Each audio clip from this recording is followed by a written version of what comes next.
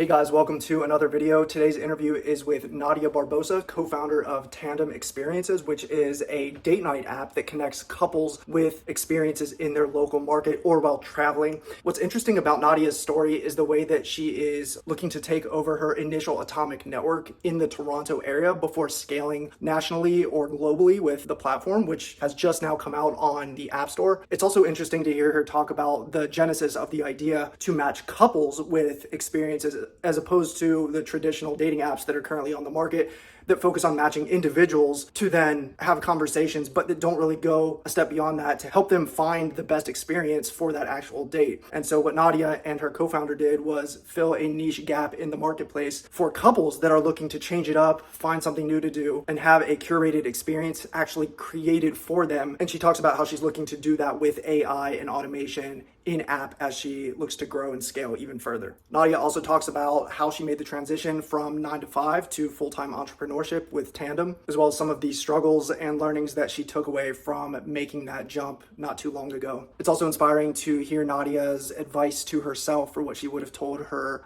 previous self prior to Tandem and launching on the entrepreneurial path. So with that, I will stop rambling and jump right into today's video. Here is Nadia Barbosa, co-founder of Tandem Experiences, which is a Toronto-based app that matches couples with date night agendas. Okay, I want to dive into Tandem, the experience app that you co-founded that lets couples bundle activities for a night out. Can you talk a little bit about the background story of what inspired you to create the app, and then some of the ways that you're looking to change up the experiences niche? Yes, I love this question because it is definitely twofold. So we were inspired on a macro level to disrupt the events discovery space. So that's what we're solving at a high level. We've chosen solving date night as an application, as something that is, digestible, something that we feel comfortable in tackling before expanding to other use cases. So I'll take a step back and rewind and share our origin story on how my co-founder, Marianne Marshall, and myself kind of were inspired to solve the problem of date night through Tandem Experiences. So if we go back to 2017, this is when I was newly single. So I was, joining the dating apps and seeing the quality of matches that were available there. And, Right. there's Bumble, there's Tinder, there's Hinge, there's so many dating apps. It blew my mind to learn that there's over 8,000 dating apps. Wow. So I started, I know, right? So I started making matches and I was like, you know what, I'm going to see what they're like in real life.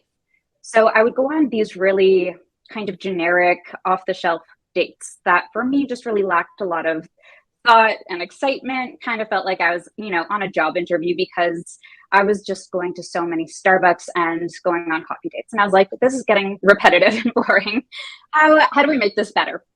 So there was actually one match that took the time to get to know me. He said, well, what are you interested in? And I told him what I like to do on my spare time. And then he took that into consideration and he actually planned a date based on what I would enjoy. So this was a major green flag for me and kind of the aha moment that if you did invest more time and energy in planning dates, you're going to have a step up over the competition that's in the market. So it really got us thinking, it is quite challenging to plan an experience or to plan a date. Usually there's multiple components, right? So you have to figure out what are each component, making reservations, booking tickets, figuring out the journey in between the components. By the end of it, you're spending, a few hours planning the whole thing and a lot of energy, right? So we came up with the idea of a discovery platform that leverages the power of AI to match users with unique experiences and providing all of the planning components so that they can, plan memorable dates and hopefully land them a second date. So you mentioned AI. How are you integrating AI into the app today? And what's the vision for leveraging tools like AI, machine learning, automation as you go Mhm. forward for the user experience specifically? Like how does that manifest inside of the app? Yeah, AI is such a powerful tool, obviously a hot topic these days, especially with, ChatGPT, but it's not a new technology, right? It's been around for a few decades and is now just emerging in popularity. So the way that Tandem Experiences is leveraging artificial intelligence is through a recommender system. So the way that it works is users sign up for free on the Tandem app, and they would complete a quick onboarding questionnaire. It's just A, B pictures, which one do you prefer? And this Okay. tells our advanced algorithm what our users are interested in. So for example, you might see a picture of a chessboard or a live concert. And if you gravitate more towards the live concert, you would select that. So it provides us with indication on what type of experiences you will prefer. Now we take that a step further, because if you're going on a date, that it typically involves two people. So you can connect your account with your partner, and we take both profiles or preferences and we combine them to recommend to the top experiences for both you and your partner to enjoy. So Okay. that's how the recommender system works. And we dissect each experience that we hand bundle. So we call this a experience DNA, right? Hmm. So similar to the way that, for example, Netflix or Spotify works, is they have a DNA for a particular song. We do that for in-person experiences. And we recently prototyped leveraging generative AI and certain API access to different events, applications that are available. So imagine a premium feature, which we're going to be rolling out over the next few months. If you're in New York City, for example, and you're looking for a date night out in Soho, for example, and you're looking to go with someone who's a vegetarian. So obviously you can put in your dietary restrictions and say you wanted to go to galleries and you also want to end the night off at a speakeasy. We would provide a full itinerary of that experience leveraging generative AI. And we're seeing this as a tool in the travel space, but Yeah. not so much in local experiences or for solving date nights.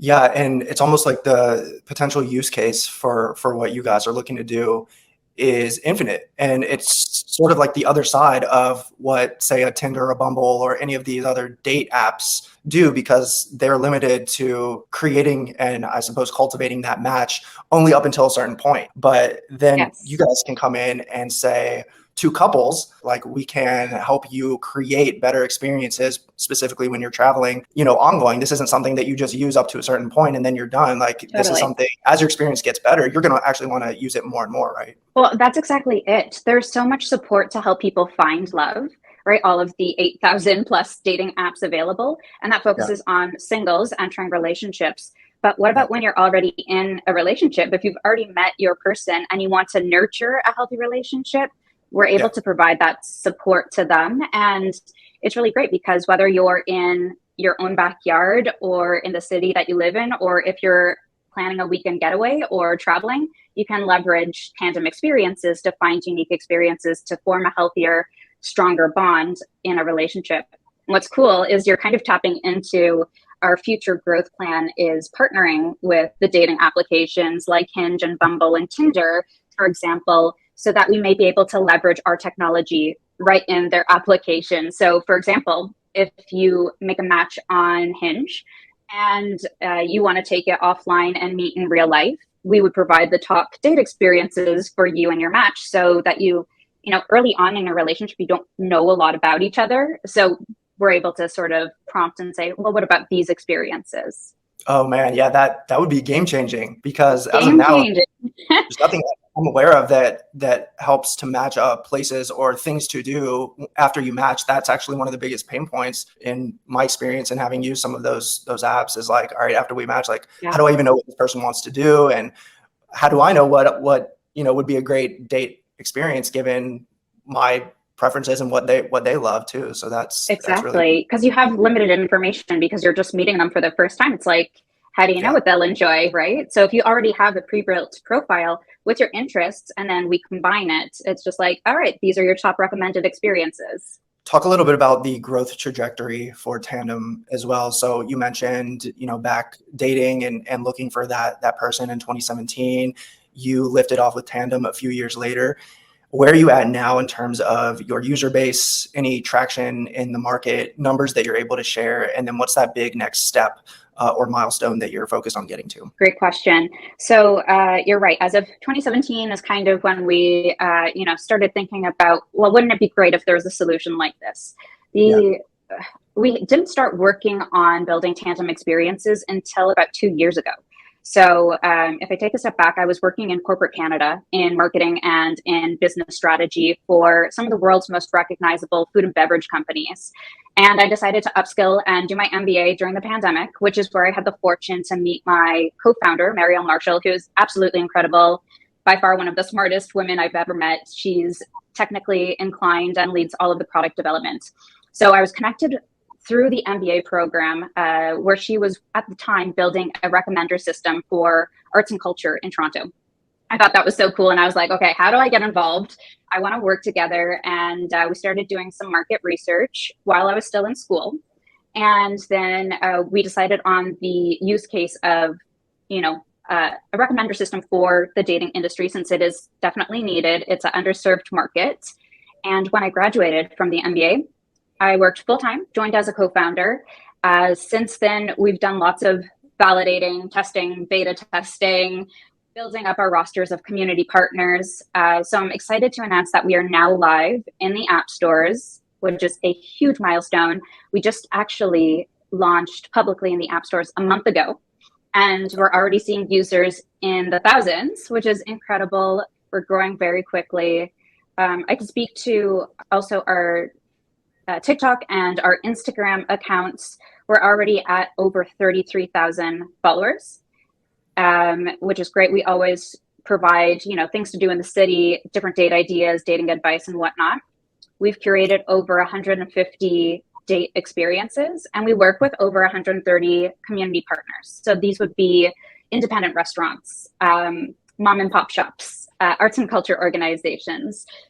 So it's really great to bring more awareness of these really great community shops and organizations and bring new audiences to them. So I want to ask about that growth plan in a little bit more detail, specifically around social media and partnerships, which is what you were just alluding to. So how are you guys, is it tech partnerships in the app? Are they giving you an API to their app or to like their open table? How are you actually making those partnerships within the app too? I'll mention first to say that we're serving the Toronto market. That's where we're headquartered. By leveraging our generative AI date builder, then we can easily and rapidly scale to new places, for example, Las Vegas or Chicago, anywhere in the world. So that is really part of our expansion strategy, which will be happening in the next few weeks. In terms of our social media, we cater more to, I would say, Gen Z and millennials who are actively dating or already in a relationship. And that's where they are. It's social media. So that is one of our acquisition strategies, is swimming where the fish are, being on TikTok and on Instagram. One thing that has definitely paid off, as you mentioned, is consistency and the style of videos. I think that's really working well with the algorithm. We've intentionally stayed very niche in the type of subject matter that we're putting out on TikTok. It's very Toronto based. As we look to expand, we're going to be broadening that out and being more specific to different metropolitan cities that are rich in culinary and culture. And then the question about strategic partnerships. So we are a startup. We have a lot of local supports through different startup incubator programs, accelerators. We have some amazing mentors and advisors on our team who have backgrounds in, machine language, artificial intelligence, curation. We're part of the Vector Institute, which is a way to commercialize AI in Canada. We're applying for other accelerator programs as well, such as Y Combinator, the Creative Destruction Lab.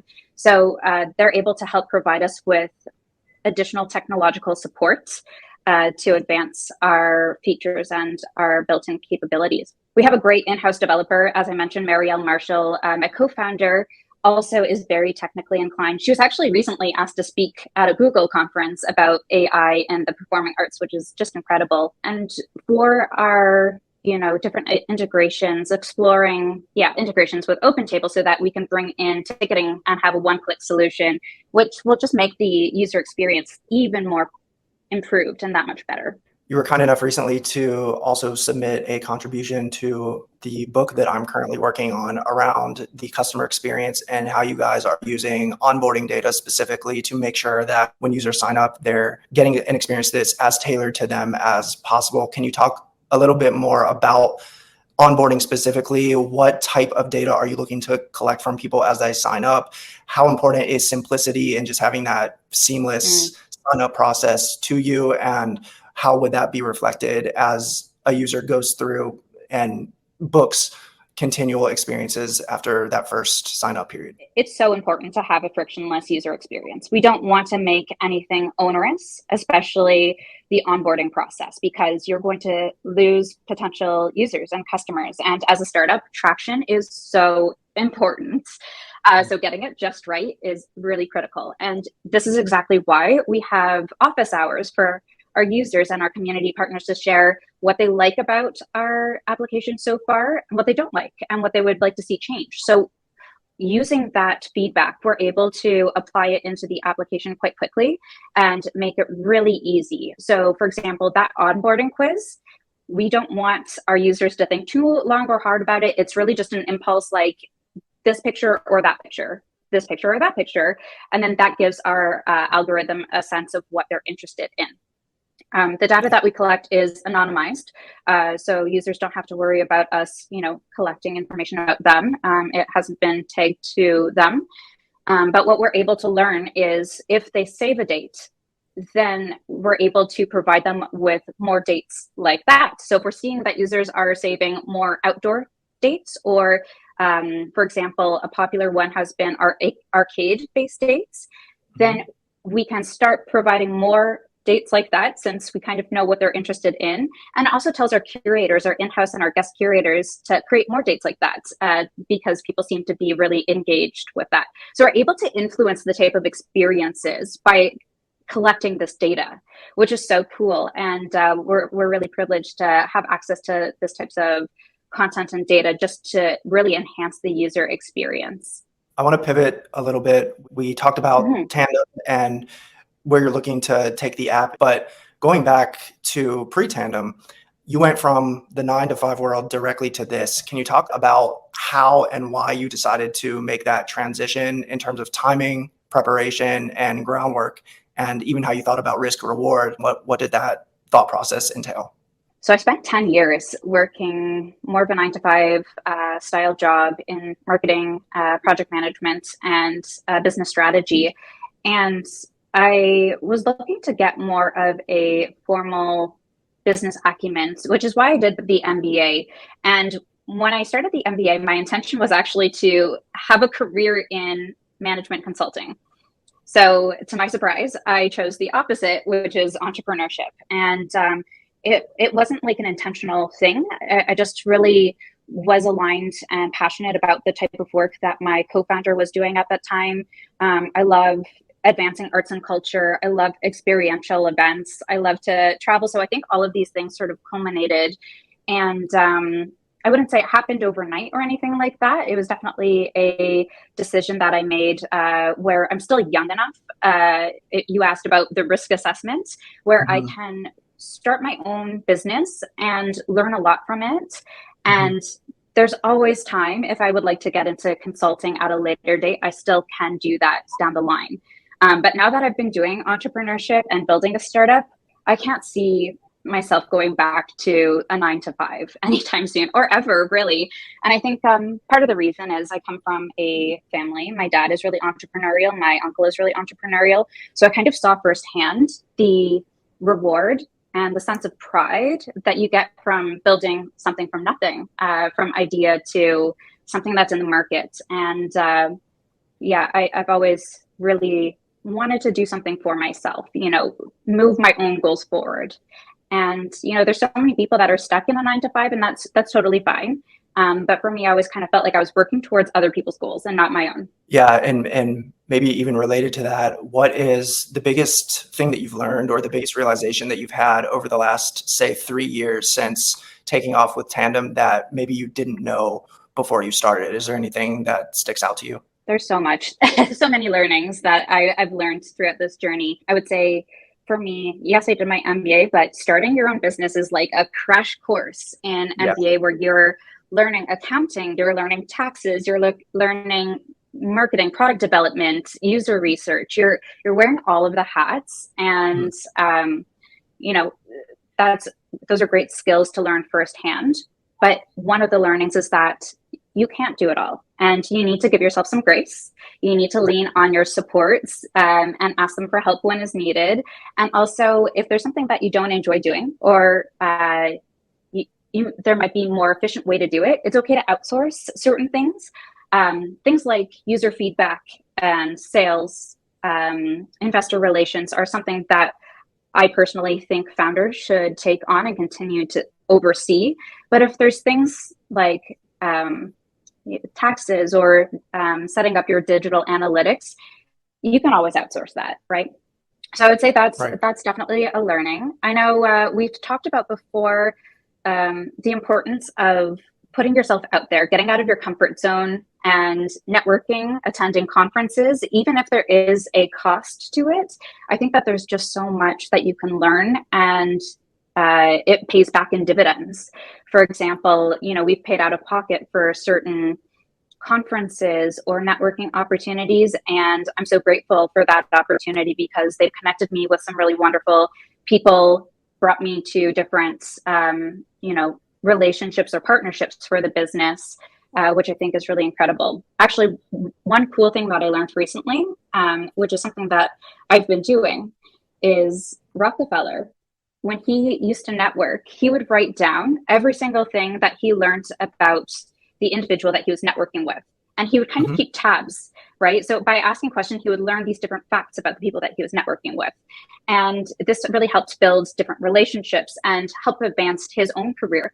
So this is something that I had been doing for a few years, and I just wanted to share that with your listeners as well. So if you are networking at a conference or whatever the case is, maybe have just like a little diary or a Word document where you're capturing some of those tidbits. What a great growth hack and relationship hack. Thanks for sharing that. As you reflect back, was there a particular inflection point or moment of clarity in your journey, maybe just a transformative epiphany even, that you look at and say, that was it? That was a moment where everything changed for me and I knew nothing would be the same. Is there anything like that you experienced, or has it just been a more gradual transition? There's definitely been some aha moments. We've definitely gone through some pivots, as many startups do. I think the average startup has about 2.5 major pivots. A big learning for us in doing some research with users is we were previously doing a web application, and we had beta testers which shared their feedback with us on the web app. And we just kept hearing, this needs to be an app where I can download it in the App Store. I could take it with me on the go and have it there for my convenience.